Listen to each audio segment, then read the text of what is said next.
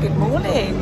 Here we are, the morning of the half marathon Firenze, so the half marathon in Florence, and it's now about an hour and 40 minutes before the start, so you can see everyone's busy setting up. This is going to be where we finish, so just behind me somewhere, just behind where that van is actually, is the finish line. It's clear blue sky, I don't know if you can see it, mostly, a little bit of clouds, sunshine. It's going to be a lovely day. So I have a very typical Italian breakfast of a cappuccino and a croissant, so hopefully that's going to fuel me through, and I will see you soon.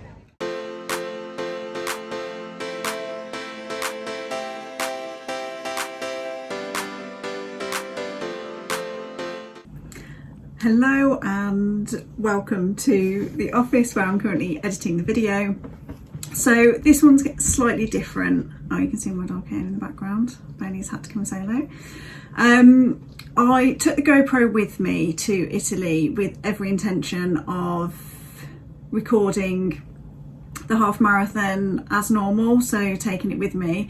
However, I was really stressed and panicky about doing this particular event. So for those who haven't checked out my previous video around from the hilly half marathon that I did in Bath, you'll begin to see why I was not massively confident going into this event. So I'd had a really tough time with just lots and lots of stress going on in my body, and I was struggling to get a hold of it, which meant that I really struggled doing that half marathon. It took me nearly 3 hours in the end to complete that one, and I hadn't ran since. So this Florence half marathon was 2 weeks after that, and I hadn't completed a single run since. So I didn't know going into this event what condition my body was in, whether it was going to struggle, kind of where I was at. It was also kind of the first official event I've done in terms of I needed to become a member of England Athletics in order to complete my registration for the Florence half marathon.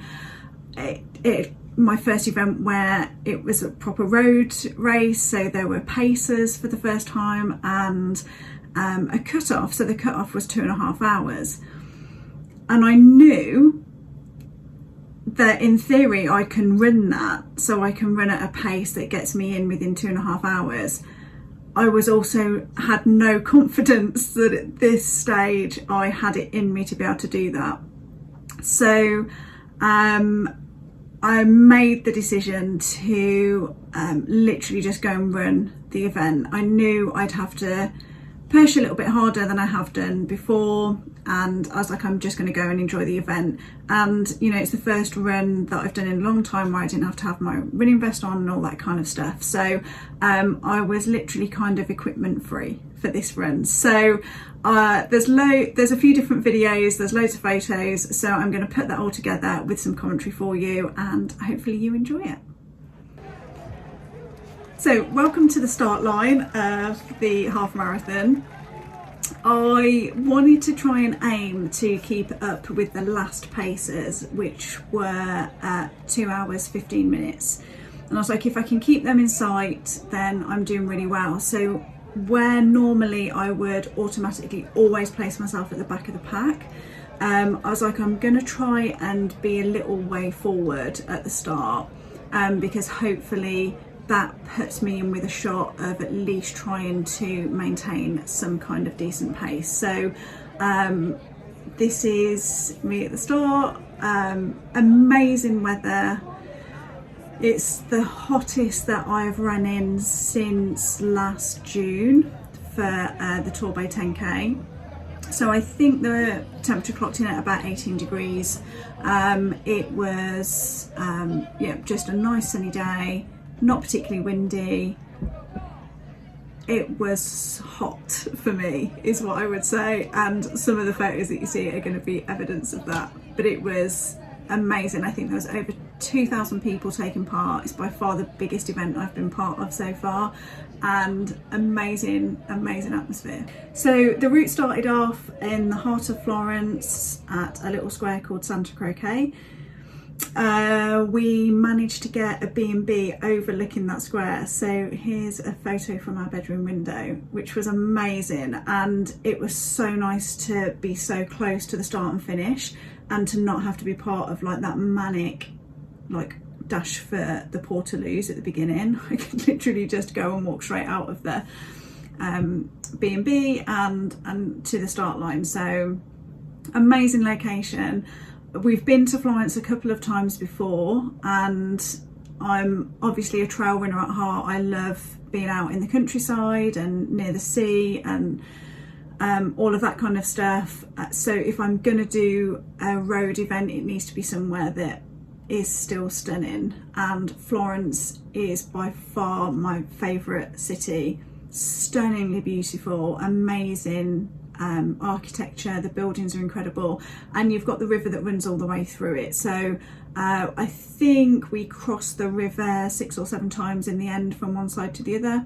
So amazing place for anyone who, and it's flat, so for anyone who's wanting to try a half marathon in a really beautiful place, definitely recommend this one. So I started the race really well. I felt like I was managing a pretty good pace, and I felt really comfortable. It's the first run that I'd done in a while where I did feel like I settled into it pretty quickly and was able to, it made a difference running with a crowd, is what I would say, definitely in the beginning. I felt like I started really strong. At this point, David managed to capture me on video, and you can see I'm struggling. So this is about halfway through. I think this is about the 6 mile mark, and I was mentally struggling a huge amount at this stage.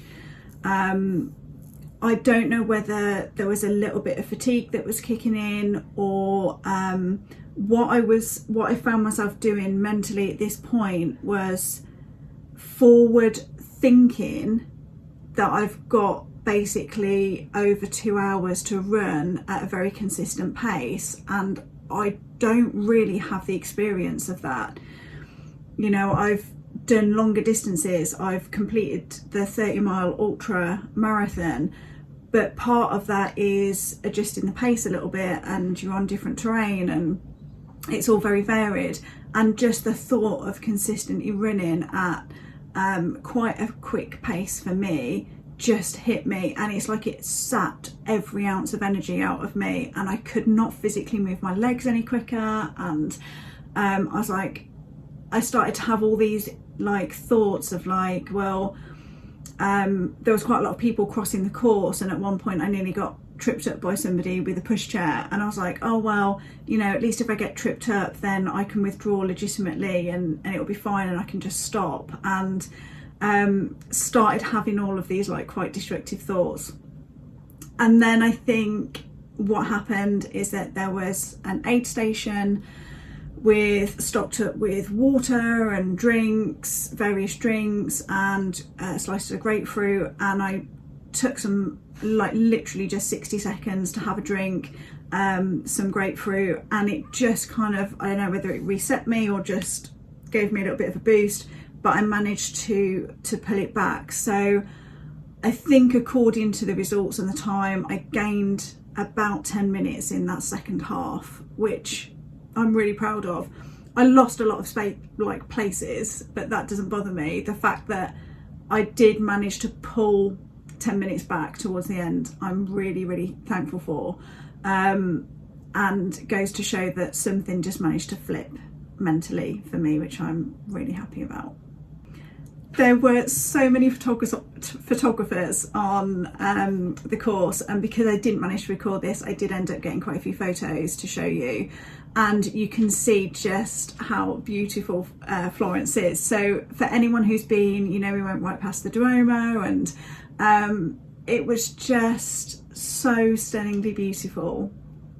And you know, when I went into that kind of bit of a destructive place mentally halfway through, when I managed to get out of that and just look around and go, wow, I'm actually running around here, I kind of really was embracing it. And I'd nearly talked myself out of doing the event on the Saturday. So what brought me to wanting to do this event and give it a shot was, if that was the whole point of us going to Florence, and if I'd have been walking around Florence on that Sunday morning and I watched all the runners, I knew that I would want to be part of it. So there's something really, really nice about being one of those people that's running and being part of that event. And it was such good fun. The crowds were amazing. I was obviously running with a lot of Italians, and they were just so much fun, and it was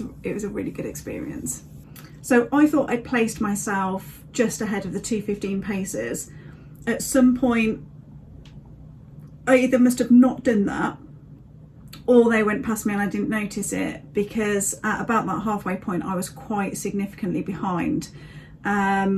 And so like that second half, when I got like my second wind, I just kept on like pushing ahead, and it got to the last 2 miles and I saw the 2:15 paces ahead of me.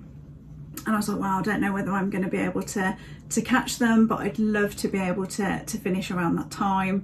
And to walk those last couple of miles, I just managed to keep gaining just a little bit, and they stopped for slightly longer than I did at the last fuel stop, at about 2k away from the finish, and so I managed to just get ahead of them. So I think my official finishing time from crossing the start line to the finish was about 2 hours 13.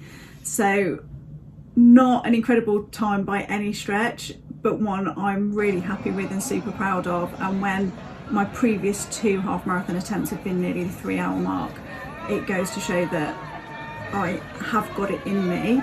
And what the event did for me was really reignite my desire to want to get good at running. Pretty much all the events I've done so far, it's been okay, well, let's see how far I can push, and there still isn't any real consistent training. I'm not doing interval training and strength training and all these things that would benefit me as a runner. And so I came back from Florence with that real fire of wanting to build the strength and get good at running to the point where I've still got no desire to competitively compete or anything like that, but just to be able to feel strong in myself and comfortable when I'm running, and just really enjoy these amazing events. So it really relit the fire, which is what I needed after a couple of tough events. So I'm very much looking forward to building on the training, getting back to doing some different trail runs, which I will film and upload onto the channel. And yeah, what this has actually done for me is that a couple of weeks before the Florence half marathon, I was following the Rome marathon on Facebook, and I think the Rome marathon is the biggest running event in Italy. It looks incredible. And so it is, as soon as the registration opens for that, I'm going to sign up and go for the Rome marathon, which will be next March. And that gives me a really decent amount of time to train and build up my strength.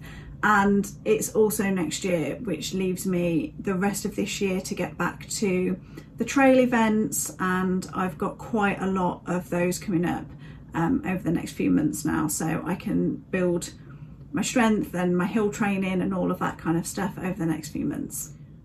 One thing that I want to say as a closing comment is I know that a lot of people spend their time training for the event, and the event is like the thing that they are using as the benchmark. And you know, maybe they want to do it competitively, or they want to go for a PB or whatever that is.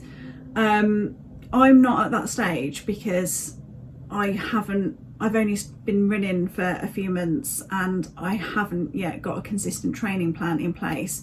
So I never do the events with that in mind. It's always just, that looks a really nice place to go and run, or that looks a really fun event, I'm going to go and give it a go. And whenever I've questioned about whether I'm good enough or whether I should be doing those events, somebody gave me an amazing piece of advice in the 1,000 Mile Challenge Facebook group actually, and he was like, the events that are allowed to be part of the training. And I just want to pass that on to somebody who feels like there's a pressure linked to doing events, and that, you know, you need to be some kind of amazing runner or whatever to do them. It really doesn't work like that in my experience. Pick events that light you up, that get you excited, that they're interesting to you, and just go and do them, and do them as part of your training, because you learn so much in that environment. Just from doing the last couple of events, I've learned a huge amount about how my body works and what I need to do. And I feel now, even from doing the Florence one, that my lull about halfway through, so I was maybe an hour and 10 minutes in at that point, I'd had like hardly any fluid, I hadn't refueled, I didn't have a gel, and I do think there was just like a natural fatigue that happened. So it's like, I really need to get on to the nutrition side of things and see if that makes a difference, just refueling my system after sort of 45-50 minutes to not have that lull. So like, you learn so much about yourself and how to kind of move forward, and what you'd like to train on, and what you'd like to develop. So never be afraid to enter an event. There's, you know, what does it matter if you finish at the back or near the back? It really doesn't matter. So just do the things that light you up and use them as part of your training. That would be like, that's been one of the biggest lessons that I've learned so far this year, and I've loved every event I've taken part in. So yeah, there's my parting advice for you. And my next event now isn't until May. I think I'm going to be doing something in Exeter, and my next video to you is likely to be from spring camp at Riverdark Country Park. They're going to be doing a little 5k as part of their like spring camp activities, so I'll try and record that, and we're going to have some fun camping in the van for the first time this year. So I will be back with all of the goodness from that in a couple of weeks' time. Bye for now.